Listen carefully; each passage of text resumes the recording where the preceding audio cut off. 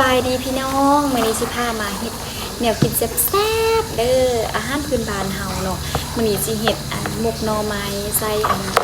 สินหมูเนาะสินหมูแล้วก็หมูสามสันนะแล้วก็สิเฮ็ดเฮ็ดหมกปูแดปูหินเคยกินบ่โอ้ยปูหินเดี๋ยวไปยกให้เบิ่ง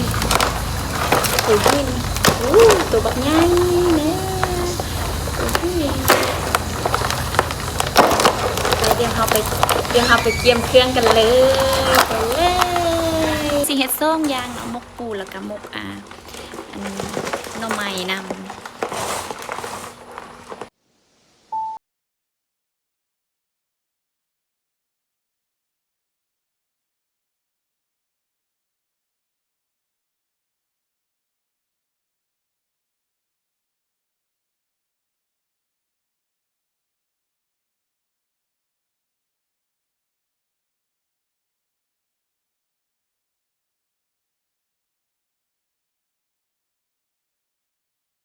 หน่อไม้ที่เฮาฟักไว้แล้วก็เฮาเอามาต้ม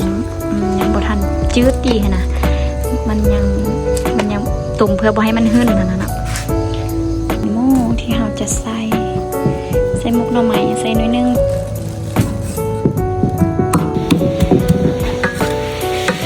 ตัวนี้ก็จะเป็นซีนหมูที่เฮาจะใส่เนาะบ่ฟักไล่เฮาฟักให้เป็นตอนจังนี้ก็พอแล้วนั่นก็เอาน้อยเดียวนะ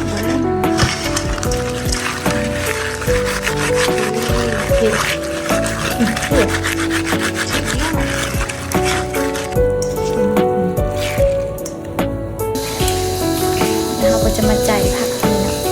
ใส่หมกหน่อไม้นี่พี่น้องปูไล่ดิไล่ว้าว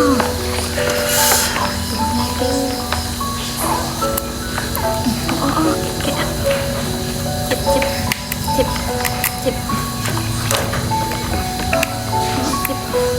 แห้งค่ะ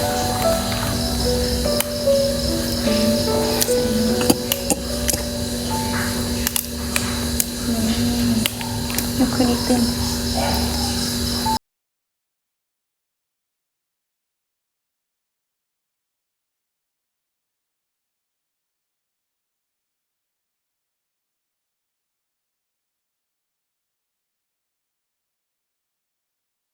เนาะ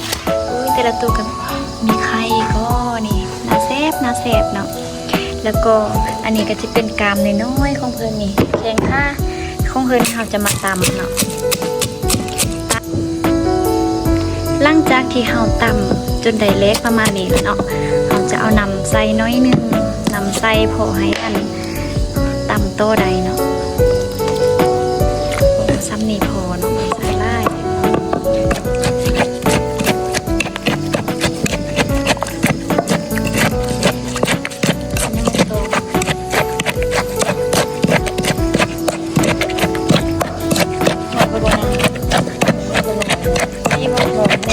นอนหรอกสีข้าวยางที่วันนี้เดียวสีนึงต่อใส่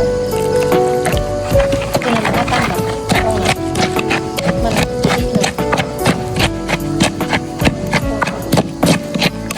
เดี๋ยวได้นะนี่นะคะที่เราตั้งเร็วๆก็จะต้มน้ำขึ้นเซฟดูน้ำเซฟน้ำ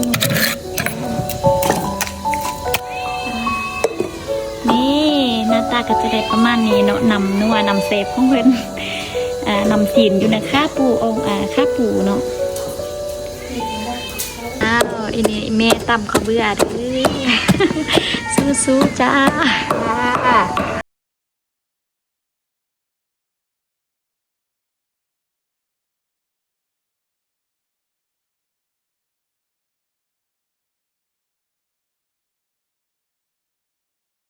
ตัวนี้จะเป็นข้าวเบื่อเนาะข้าวเบื่อ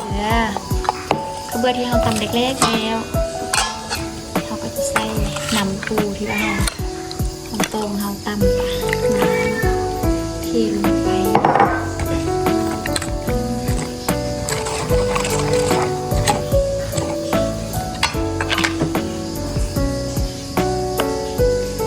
ไซส์ สูตรเหลือๆหน่อยนึงตามด้วยปลาแดกเนาะเสื้อสนิทพอปลาแดกใส่น้ำปลาส้มมวย